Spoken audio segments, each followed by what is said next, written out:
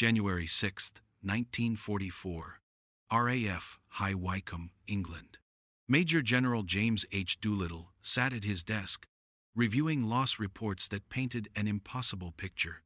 60 bombers missing over Bremen, 43 over Kiel, 73 over Münster. In 5 months, the 8th Air Force had lost more than 2,500 airmen, killed, wounded, or captured. The mathematics were unsustainable. German fighters were intercepting American bomber formations with devastating precision, often within 10 minutes of radar detection. That morning, Doolittle drafted an order that contradicted everything the United States Army Air Forces had believed since 1942. Fighter escorts would no longer stay with the bombers. Instead, they were to seek out and destroy the Luftwaffe wherever it could be found in the air and on the ground. His staff called it reckless. Bomber commanders called it abandonment. But within 6 weeks, German air defenses would collapse. The order sitting on that desk would determine who controlled the skies over Europe. After-action reports covered the desks at 8th Air Force headquarters like accusation documents. Of 291 B-17 flying fortresses dispatched to bomb ball-bearing plants, 60 were shot down. 138 returned so heavily damaged they would never fly again. 594 airmen were missing or confirmed dead. United States Army Air Forces Doctrine, written in 1942 by General Ira C.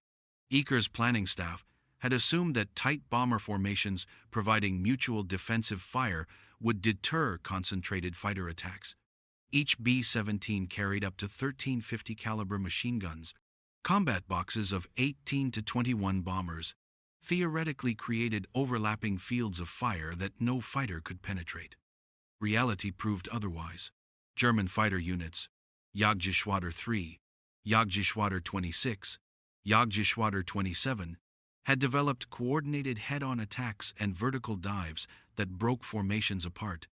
They mounted 21mm cannons and 30mm cannons on Focke-Wulf FW-190 and Messerschmitt Bf-109. Some fighters carried Wurfgranate 21 rockets specifically designed to disrupt bomber boxes from beyond machine gun range. The Schweinfurt raid demonstrated that unescorted bombers, regardless of defensive armament, could not survive against determined fighter opposition. 8th Air Force bomber losses reached 18% per mission in autumn 1943. At that attrition rate, entire groups would be destroyed within months. General Eaker's internal memoranda acknowledged the crisis with brutal honesty. Without long-range escort fighters, daylight bombing deep into Germany was unsustainable. The problem was simple. American escort fighters lacked range. Republic P-47 Thunderbolts could reach perhaps 200 miles into enemy territory before fuel limitations forced them to turn back. Lockheed P-38 Lightnings had slightly better range but suffered mechanical problems in European weather. Beyond the Rhine River, American bombers flew alone. In Washington, the Joint Chiefs of Staff debated suspending the daylight bombing campaign entirely. The losses were catastrophic. The strategic results were questionable. Ball-bearing production at Schweinfurt had been disrupted, but German industry compensated by dispersing manufacturing and drawing on stockpiles. Meanwhile, American aircraft production in 1943 exceeded 7,000 planes monthly, too many to remain idle. The crisis demanded not just new equipment, but new thinking. That thinking would come from an unlikely source. A 47-year-old aviation pioneer, famous for leading a suicide mission, not for strategic air warfare. November 1943. Intelligence officers pinned locations of German radar stations across a massive map board. Freya early warning radars stretched from the Zuiderzee to the Harz Mountains. Würzburg fire control radars guided fighters to intercept points with deadly precision. Colonel Curtis E. LeMay, commanding the 305th Bomb Group, had been analyzing German defensive systems with professional detachment. His reports documented how predictable American routes allowed German controllers to concentrate fighters at optimal intercept points. American bomber formations assembled over England in weather that often prevented visual coordination. The assembly process could take an hour or more, during which German radar tracked every movement. German fighter controllers knew American bomber altitudes, speeds, routes, and likely targets long before formations reached the German border. Jagddivision reporting systems demonstrated response times of less than 10 minutes from initial detection to fighter engagement.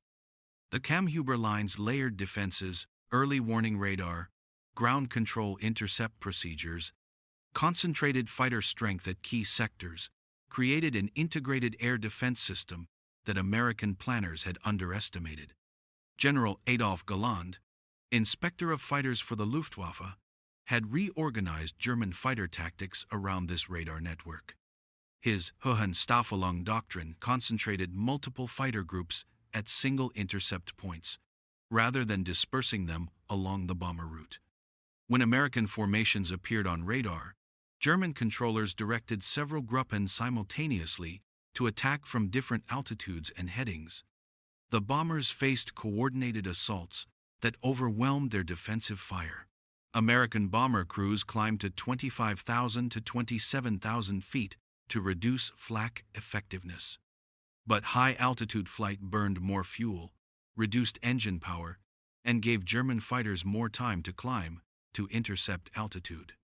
Every aspect of American bomber operations, assembly procedures, route planning, altitude selection, formation discipline had been optimized for bombing accuracy rather than fighter evasion.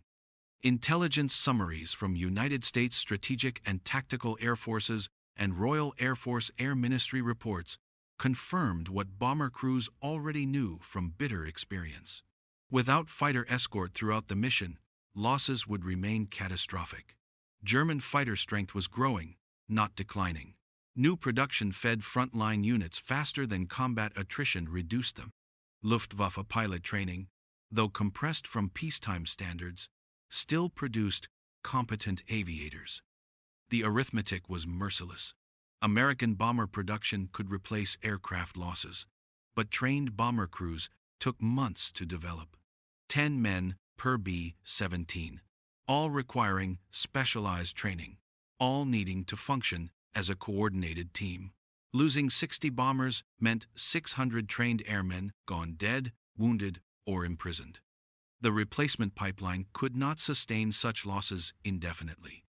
In Washington, some voices argued for abandoning daylight bombing altogether. British Bomber Command flew at night, accepting lower accuracy in exchange for reduced fighter opposition. Perhaps the Americans should do the same. But General Henry Hap Arnold, commanding the United States Army Air Forces, refused to concede that American doctrine had failed. The industrial capacity existed. American factories were producing 7,000 aircraft monthly. The question was whether those aircraft could be employed effectively. The solution arrived not from Washington, but from a general whose reputation had been built on tactical audacity rather than strategic planning. Major General James H. Doolittle's appointment order lay beside sortie statistics and replacement charts on his new desk. The numbers told a story of institutional crisis masked by individual heroism. Doolittle had led the Tokyo raid in April 1942, 16 B-25 Mitchell bombers, launched from the carrier Hornet, to strike Japan. The mission was tactically insignificant, but psychologically transformative, proving American reach. Doolittle had expected court-martial for losing all 16 aircraft. Instead, he received the Medal of Honor and promotion. Now he commanded the 8th Air Force, responsible for daylight strategic bombing of Germany. His first directive shocked subordinates who had spent 2 years developing close escort doctrine. Fighter groups would no longer fly tight formations around bomber boxes. Instead, they were ordered to seek, engage, and destroy German fighters wherever found before they could attack bombers, during attacks, and afterward on their return flights and airfields. Colonel Don Blakesley, commanding the 4th Fighter Group, had been advocating aggressive fighter sweeps for months. His pilots flew P-47 Thunderbolts and were transitioning to P-51 Mustangs. Blakesley understood that the best way to protect bombers was not to hover near them, but to destroy enemy fighters before they could attack. Doolittle's order validated this tactical philosophy. But bomber commanders protested vehemently. Their crews had been promised fighter escort. Now those escorts would go hunting, leaving bombers to face German fighters alone. The psychological impact on bomber crews would be severe. They already felt abandoned during the unescorted gaps beyond fighter range. This new policy seemed to institutionalize that abandonment. Doolittle's logic was unassailable. American fighters flying close escort could only react to German attacks. They could not prevent those attacks or pursue fleeing German fighters. This reactive posture ceded initiative to the enemy. Offensive fighter operations ranging ahead of bombers, attacking German airfields, hunting fighters throughout their operational area would force the Luftwaffe to fight on American terms. General Arnold endorsed the policy immediately.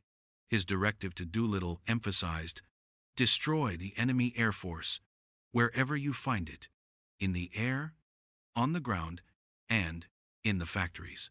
This represented a fundamental shift from bomber protection to air superiority. As the primary mission, bombers became, in effect, bait to lure German fighters into combat, where American numerical and qualitative advantages could be exploited. The January 6 directive changed 8th Air Force operations orders. Fighter groups received authority to pursue enemy aircraft without reference to bomber locations. Escort responsibilities shifted from remain with bombers to clear the area of enemy fighters. Staggered fighter relays would provide continuous coverage throughout bomber missions, with different fighter groups entering and leaving the bomber stream at planned intervals. Forward-ranging operations allowed fighters to sweep ahead of bomber formations, engaging any German fighters scrambling to intercept. After escorting bombers to the target, fighters were authorized to strafe German airfields on the return flight, rather than simply flying home. This converted every mission into an offensive counter-air operation. The order represented calculated risk. Some bomber formations would face German attacks without immediate fighter support. But the overall effect would reduce German fighter strength through systematic attrition, destroying fighters in air combat, on airfields, and preventing them from ever reaching bombers. The policy's success depended entirely on one critical factor: range. American fighters needed to reach German airspace, fight extended engagements, and return to England. Without that capability, offensive operations remained theoretical. Everything depended on an aircraft that was just beginning to reach operational units in significant numbers. Maintenance crews at Debden, Bodney, and Leiston worked through winter nights preparing aircraft that looked wrong to pilots accustomed to radial engine fighters. The North American P-51B Mustang was sleek, where the P-47 was bulky, liquid-cooled where the P-47 was air-cooled, elegant where previous American fighters were functional. Powered by the Packard V16507 engine, an American-built version of the British Rolls-Royce Merlin, the Mustang achieved performance that previous American fighters could not match. Technical specifications told the story. Maximum speed, 437 miles per hour at 25,000 feet. Service ceiling, 41,900 feet. With two 75-gallon external drop tanks, combat radius exceeded 700 miles deep into Germany and back. The aircraft could escort bombers to Berlin and still fight. Early Mustang models, P-51A, with Allison engines, had been disappointments, effective only at low altitudes. The British recognized that mating the Mustang airframe with the Merlin engine would create an exceptional fighter. North American Aviation agreed. Packard Motor Company began producing Merlin engines under license. By January 1944, P-51Bs were reaching combat squadrons. Lieutenant Chuck Yeager of the 357th Fighter Group flew his first Mustang combat mission in March 1944. His sortie accounts describe the aircraft's characteristics with pilot precision, smooth handling, excellent visibility, powerful engine response, and endurance that redefined escort operations. In a single mission, Jaeger's Mustang could escort bombers to the target, engage German fighters during the bomb run, and still have fuel to strafe airfields on the return flight. Major Don Gentile of the 4th Fighter Group became one of the Mustang's most successful pilots, eventually credited with over 20 victories. His combat reports emphasized how the P-51's range and performance allowed tactics impossible in previous fighters. Gentile could pursue fleeing German fighters all the way to their home airfields, catching them during landing when they were most vulnerable. Lieutenant Colonel Tommy Hayes commanded the 357th Fighter Group, one of the first units to receive Mustangs. His operational directives emphasized offensive tactics, clearing areas ahead of bombers, pursuing German fighters aggressively, attacking airfields when opportunities arose. The Mustang's capabilities enabled these tactics in ways the P-47 and P-38 could not. United States Army Air Forces Materiel Command's acceptance figures documented the rapid buildup. February 1944, 274 operational Mustangs in the European theater. May 1944, 1,100.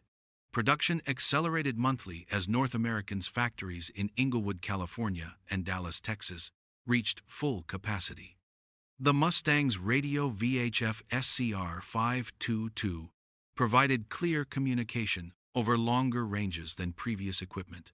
Early models used standard reflector gun sights. The K-14 computing gun sight arrived later in 1944, allowing pilots to calculate proper lead for deflection shots. Armament consisted of 6 50-caliber machine guns, 4 in the wings with adequate ammunition for extended combat. But numbers and specifications only partially explain the Mustang's impact.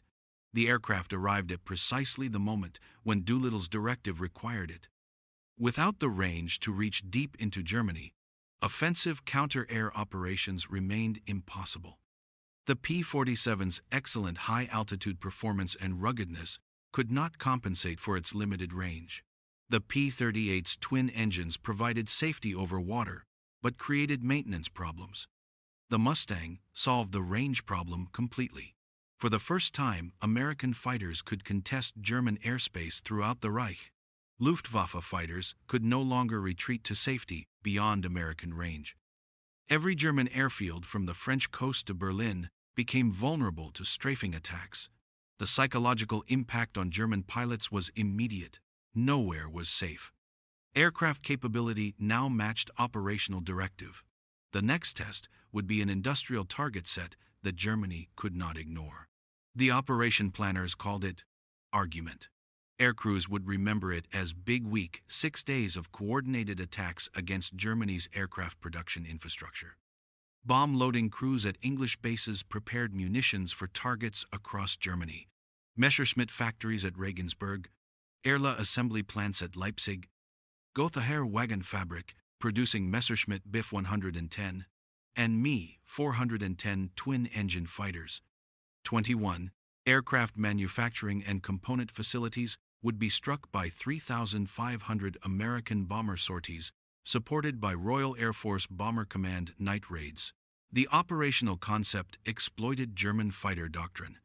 Luftwaffe commanders had to defend aircraft factories, allowing them to be destroyed would cripple future fighter strength.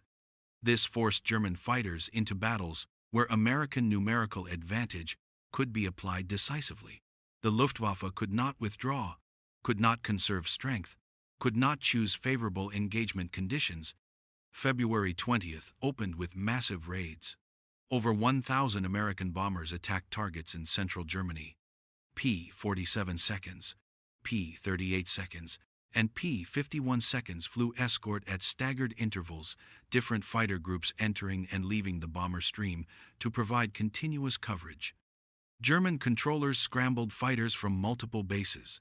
The resulting air battles stretched across hundreds of miles of German airspace. Luftwaffe losses were catastrophic. Jagdwaffe 26 and Jagdwaffe 54 filed reports documenting the destruction. 355 German aircraft destroyed during the week, shot down in combat, damaged beyond repair on the ground, or lost to operational accidents during maximum effort operations. More significantly, trained pilot losses reached 18% of available strength. Replacement training could not match this attrition rate. American losses were heavy but sustainable. 226 bombers lost during Big Week, 28 fighters. But American aircraft production in February 1944 exceeded 3,000 planes. Replacement aircraft arrived within days. Replacement crews, though less experienced than those lost, completed training programs producing thousands of aviators monthly. Albert Speer, Germany's armaments minister, filed urgent reports to Hitler's headquarters. The systematic attacks on aircraft plants threatened future fighter production. Current output could be maintained through heroic efforts, dispersal to alternate facilities, and ruthless exploitation of slave labor. But replacing skilled workers killed in bombing raids, repairing damaged machine tools, and restoring disrupted supply chains would take months. What terrified Speer, more than physical damage, was the impact on Luftwaffe pilot strength. His memoranda noted that Germany could produce aircraft faster than pilots to fly them. Training bases reported fuel shortages, limiting instruction flights. Experienced instructor pilots were being rushed to frontline units to replace combat losses. The training syllabus was being compressed to push students through faster. German fighter pilot training hours dropped from 240 in 1942 to 110 by April 1944. New pilots arrived at operational units with minimal gunnery training, inadequate formation flying skills, and almost no experience in actual combat tactics. They were shot down during their first missions at appalling rates. Luftwaffe operational diaries noted phrases absent from 1943 records. American fighters operating deep inside Reich territory, escorts maintaining continuous presence throughout mission, fighter attacks on home airfields during recovery operations. The pre-siege strategic calculus had shifted fundamentally. Germany's defensive doctrine assumed fighters could be concentrated at predicted intercept points, engage bombers, land and rearm, then launch again if bombers returned. This doctrine collapsed when American fighters ranged freely, strafing airfields just as German fighters were landing with empty ammunition bays and low fuel. Big Week accomplished its objective. German aircraft production infrastructure suffered significant damage, not enough to halt production immediately, but enough to disrupt schedules and reduce future output. More importantly, the operation forced the Luftwaffe into unsustainable attrition. Albert Speer's staff meetings increasingly focused on statistics that told stories of institutional collapse. February aircraft production, 2,600 fighters. Output numbers looked impressive. Monthly production actually increased compared to 1943, but operational losses, write-offs from combat damage, and accidents erased production gains. Frontline fighter strength remained static or declined despite desperate manufacturing efforts. General Erhard Milch, Speer's deputy, reported fuel shortages affecting training bases. Instructor pilots needed fuel for training flights. Frontline units needed fuel for combat operations. The synthetic fuel production capacity could not meet both demands. Milch's March memoranda contained devastating assessments. We have the aircraft, but cannot fly them. The training crisis compounded monthly. Experienced instructors, men with hundreds of combat missions, were being sent to frontline units because squadrons lacked veterans. This left training bases staffed by pilots with minimal combat experience, teaching students who would receive even less instruction than previous classes. Training hours collapsed from 240 in 1942 to approximately 110 by April 1944. Gunnery practice, the most fuel-intensive element of fighter training, was reduced to token exercises. Formation flying, which required multiple aircraft flying simultaneously, became brief familiarization rather than comprehensive training. New Luftwaffe pilots arrived at operational units unable to perform basic combat maneuvers competently. They struggled with coordinated attacks, failed to maintain formation discipline under fire, and could not effectively use cloud cover or sun position for tactical advantage. American pilots noted with professional contempt that German fighter opposition was becoming less skilled monthly. The quantitative collapse was even more dramatic. German fighter pilot losses exceeded replacement pilot production. February through May 1944, approximately 1,800 pilots killed, seriously wounded, or missing. Replacement pipeline, approximately 400 pilots monthly completing abbreviated training. Simple arithmetic made the trajectory clear. At current loss rates, operational fighter pilot strength would decline steadily regardless of aircraft production. The Luftwaffe was being bled dry of its most irreplaceable asset, trained, combat-effective pilots. Milch's reports to Speer contained phrases remarkable for their candor. Replacement pilots arrive faster than they can be trained to survive. The institutional knowledge accumulated in years of combat, how to attack from below, how to coordinate with wingmen, when to break off engagement, how to manage ammunition, was being lost as veteran pilots died and undertrained replacements filled their positions. Germany could still produce fighters in quantity. What it could not produce in quantity was pilots capable of flying those fighters effectively. This became the decisive factor in the air war's final year. Gun camera footage from American fighters documented a new phase of the air campaign. Strafing attacks on German airfields had been authorized under Doolittle's January directive, but March saw systematic implementation. Fighter groups completing escort missions received orders to sweep German airfields on return flights. What had been opportunistic attacks became deliberate operations. Colonel Don Blakesley's 4th Fighter Group pioneered aggressive airfield attacks. His operational orders specified top cover, maintained altitude, to engage any German fighters attempting to interfere. Lower elements descended to circuit altitude, identified aircraft on the ground, and conducted high-speed strafing passes. Coordination between elements prevented German fighters from bouncing the low-altitude attackers. The 355th Fighter Group and 357th Fighter Group adopted similar tactics. After escorting bombers, fighters formed up, selected airfields based on intelligence reports or opportunity, and conducted coordinated attacks. Gun camera reels showed the results: German fighters burning on parking ramps, fuel trucks exploding, hangars collapsing.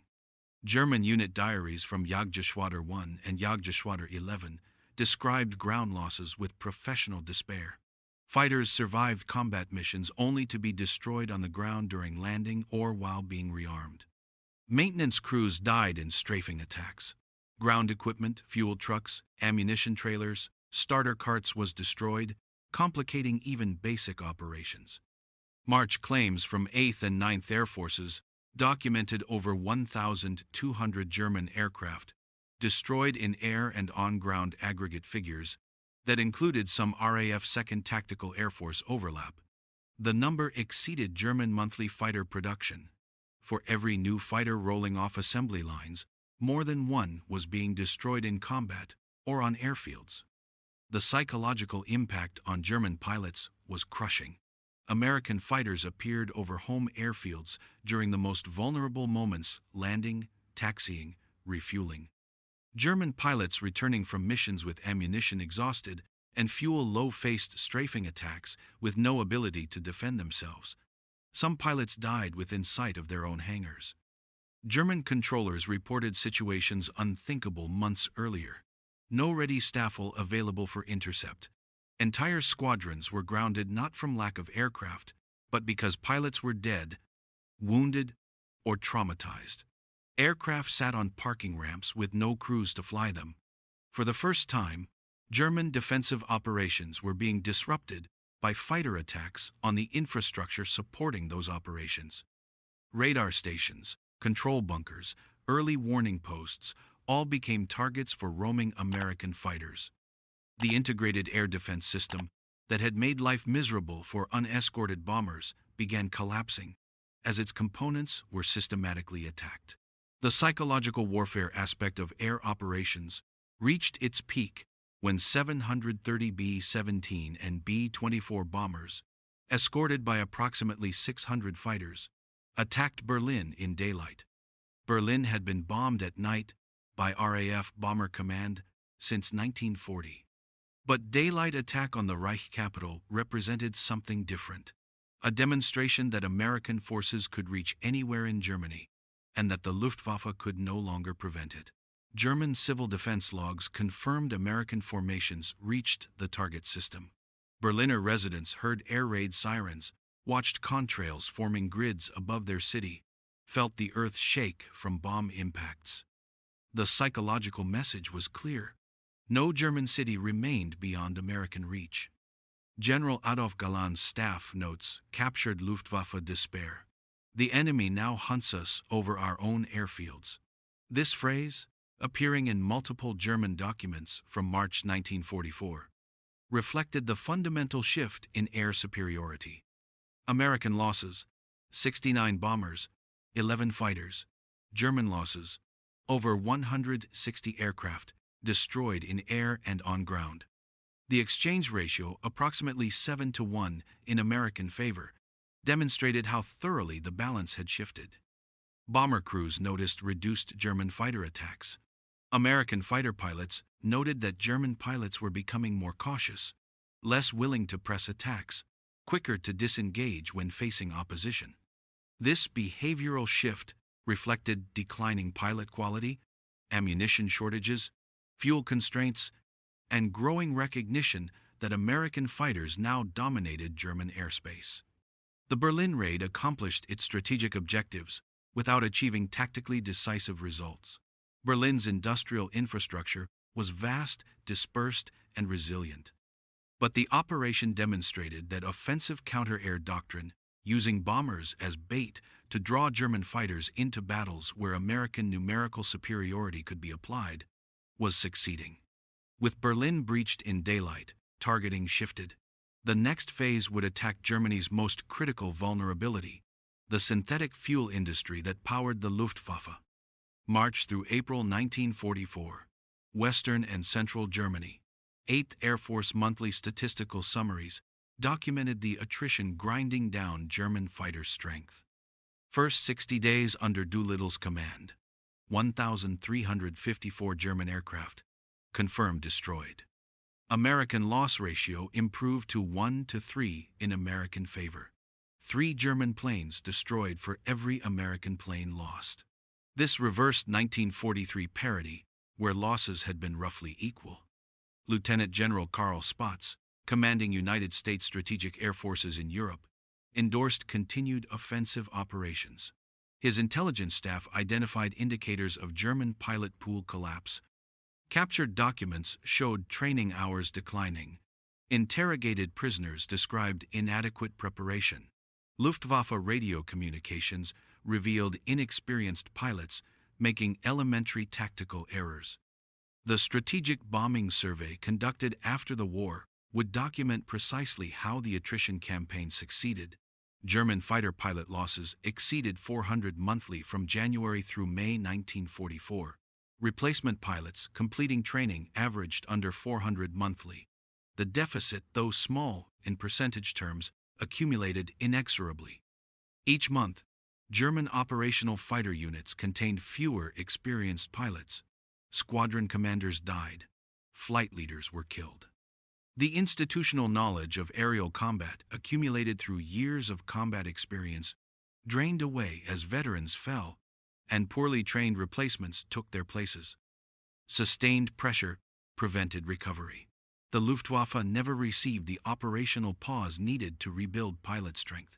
Every day brought new American raids. Every raid meant fighter scrambles. Every combat mission risked pilot losses. The replacement pipeline could not keep pace. Tactical innovations helped American pilots exploit German weaknesses.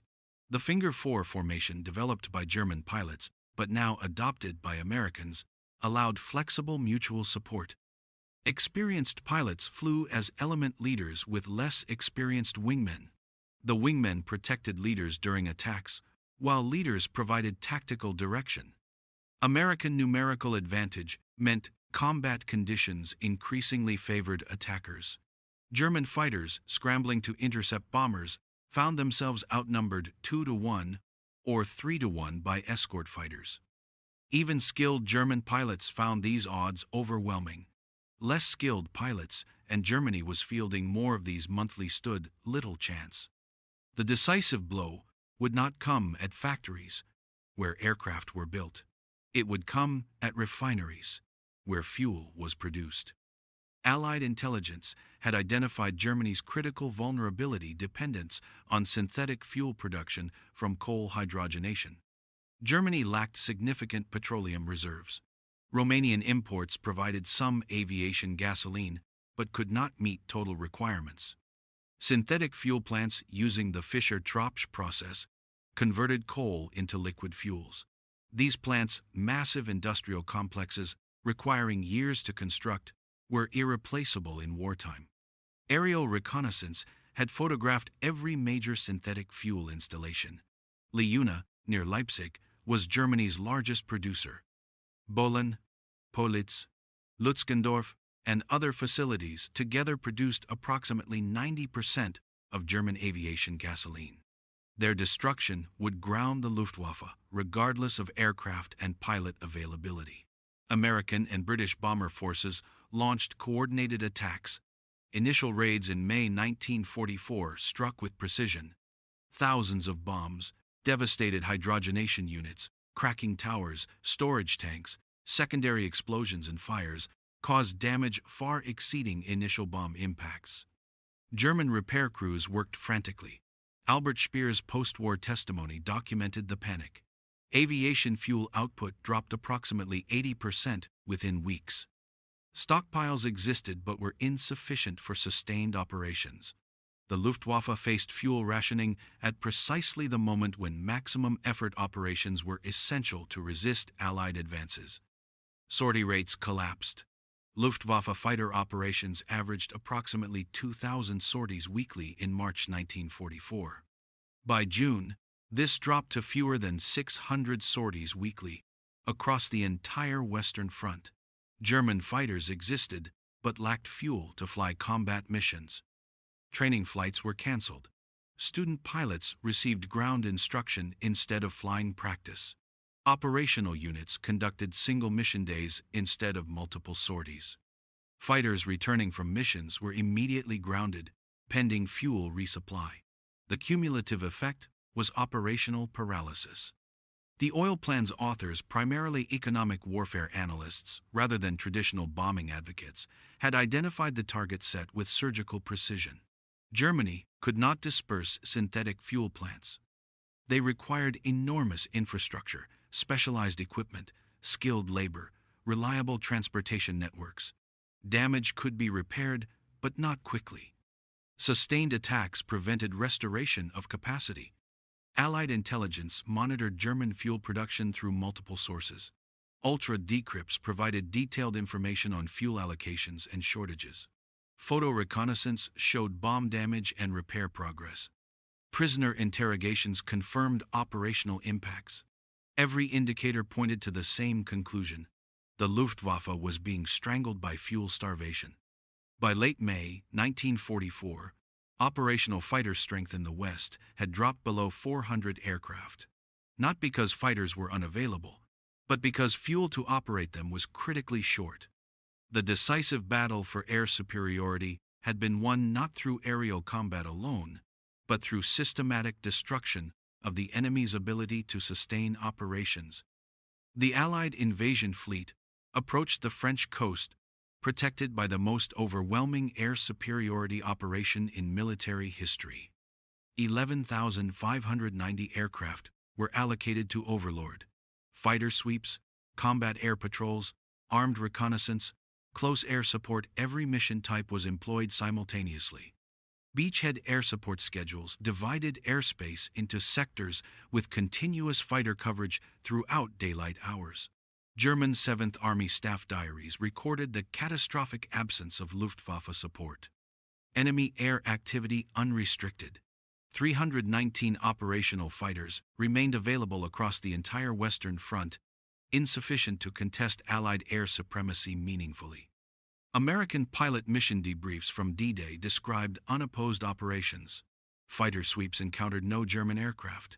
Close air support missions attacked ground targets without interference. Bombers struck coastal defenses under clear skies. The Luftwaffe's operational presence was negligible. Allied claims: approximately 97 German aircraft destroyed on June 6. But the more significant fact was the almost complete absence of German aerial opposition. Landing craft approached beaches without air attack. Beachheads were consolidated without fighter-bomber interference. Supply ships unloaded without aerial interdiction. The invasion's operational security and logistics held because the Luftwaffe could not contest airspace. German reconnaissance aircraft could not photograph Allied preparations. German fighters could not attack the invasion fleet. German bombers could not strike beachhead concentrations. Air supremacy, the condition where one side operates without effective interference, had been achieved before landing craft touched sand. Doolittle's January directive, the P-51 Mustang's deployment operation argument, sustained attrition through March and April. Oil campaign strikes in May, all converged to produce this result. IX Engineer Command rapidly constructed advanced airfields in France to sustain air superiority. Within weeks, American fighter groups operated from French bases, extending range deeper into Germany. The systematic pressure that had ground down the Luftwaffe continued without pause. German defenders in Normandy fought skillfully and stubbornly, but they fought without air support, without aerial reconnaissance, without ability to move reinforcements by day. Allied air power did not make ground combat easy. German defenders ensured it remained brutally difficult. But air supremacy ensured that when Allied forces broke out in late July, German counterattacks could not prevent the exploitation. Germany produced approximately 39,800 aircraft. In 1944, impressive numbers, achieved through heroic industrial efforts. United States production, 96,270 aircraft in the same year. Soviet production added approximately 40,000 aircraft. British production contributed approximately 26,000 aircraft. Combined Allied aircraft production exceeded German output by more than 4 to 1. But production numbers only partially explained German defeat. Fuel and pilot shortages rendered German production increasingly meaningless. Aircraft sat on factory airfields awaiting delivery flights. Fuel shortages prevented ferry pilots from moving them to operational units. Operational availability statistics revealed the crisis. German OKL, late 1944 strength reports, showed approximately 425 operational fighters in the West, with fuel for roughly 10 days of operations. Compare this to 8th Air Force strength, over 1,500 heavy bombers and approximately 1,000 fighters, with fuel supplies limited only by transportation capacity. Between January and May 1944, Germany lost approximately 5,000 aircraft. Trained pilot losses exceeded 2,000. These losses, sustained during the period when American offensive counter-air operations reached maximum intensity, could not be replaced. Training programs could not produce pilots at rates matching combat attrition. Synthetic fuel attacks prevented adequate flying training, even if time and instructors had been available. The transformation was complete. In early 1943, Luftwaffe fighters intercepted American bombers with confidence, inflicting unsustainable losses. By late 1944, Luftwaffe fighters rarely intercepted at all. Fuel shortages, pilot losses, and systematic destruction of supporting infrastructure had reduced operational capability to token resistance. One final German attempt would come. Operation Bodenplatte, launched January 1, 1945, threw approximately 900 German fighters against Allied airfields in a desperate attempt to regain tactical initiative. The attack achieved surprise and destroyed or damaged approximately 400 Allied aircraft on the ground. But German losses exceeded 300 aircraft, and more critically, over 200 experienced pilots killed or captured.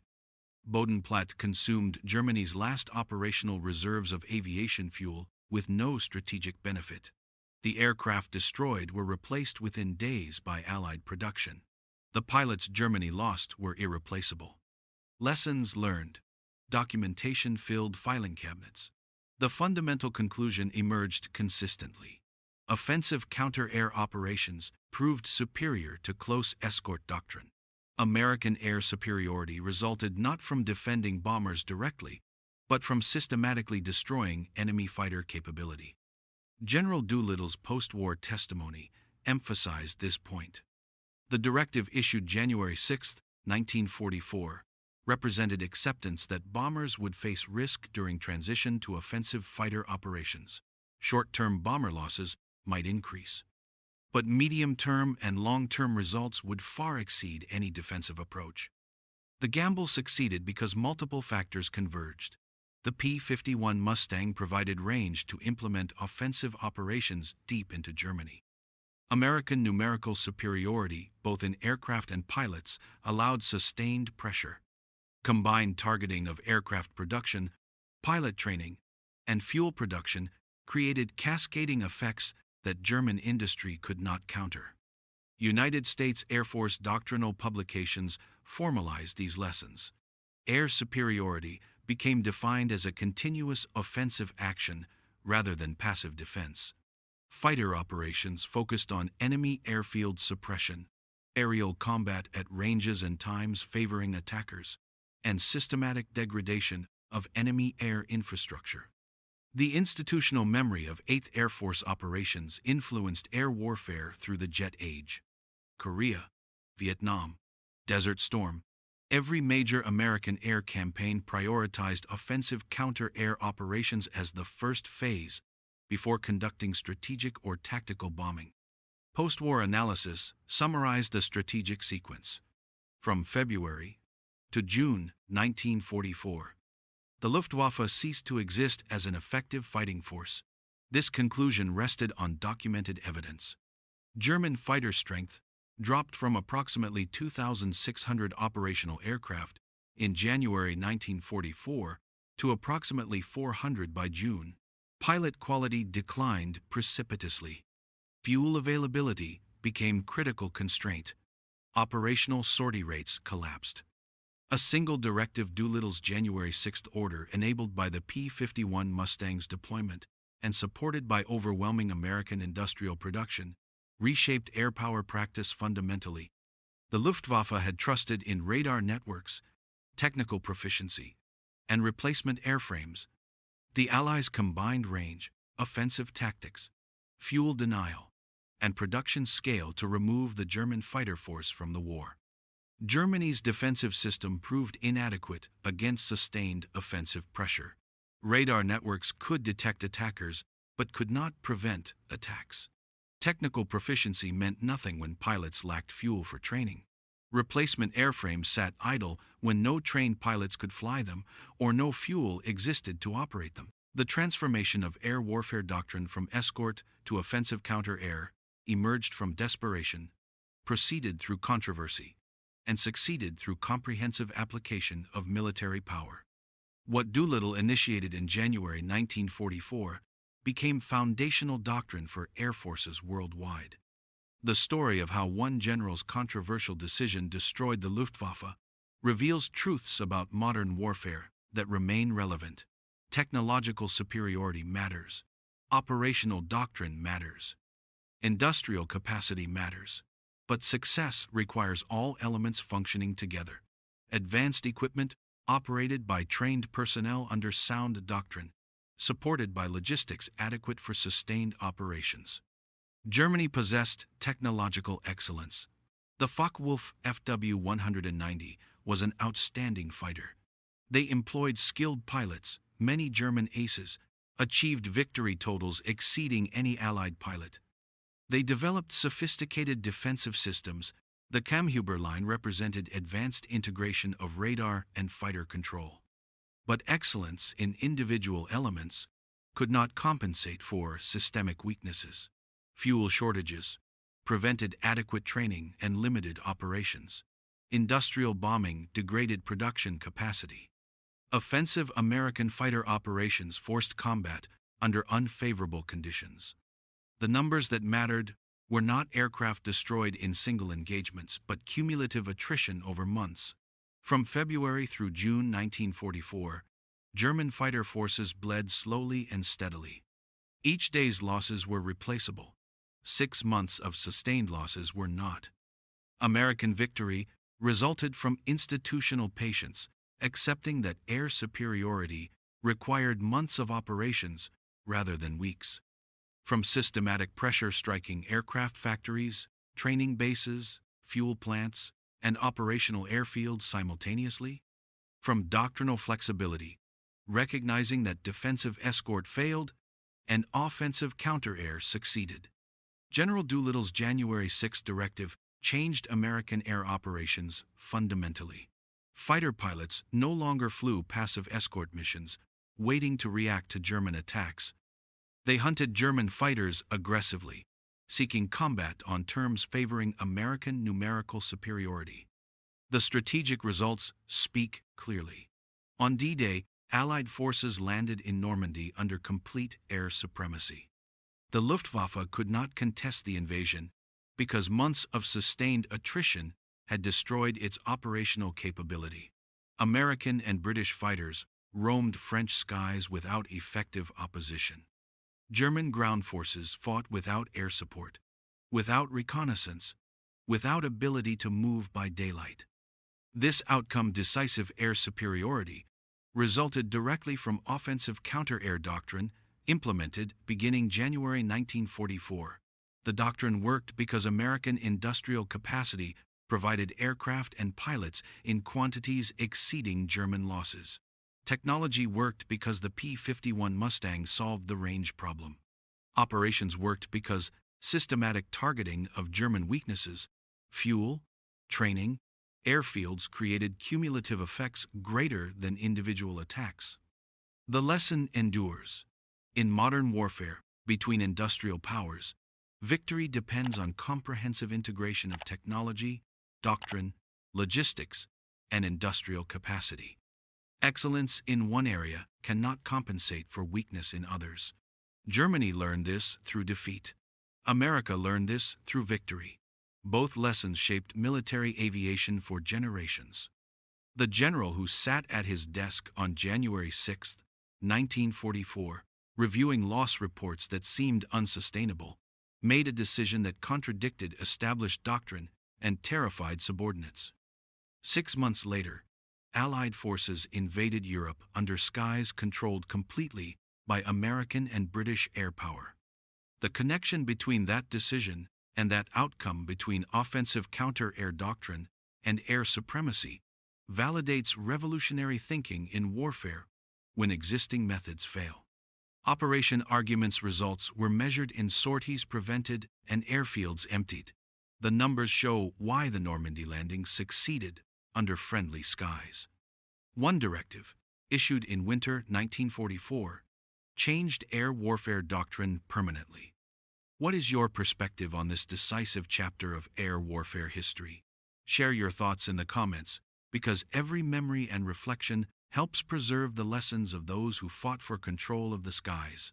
If you value fact-based military history drawn from verified archives and primary sources, consider supporting this channel to help document and preserve these stories of strategic brilliance and tactical courage that changed the course of history.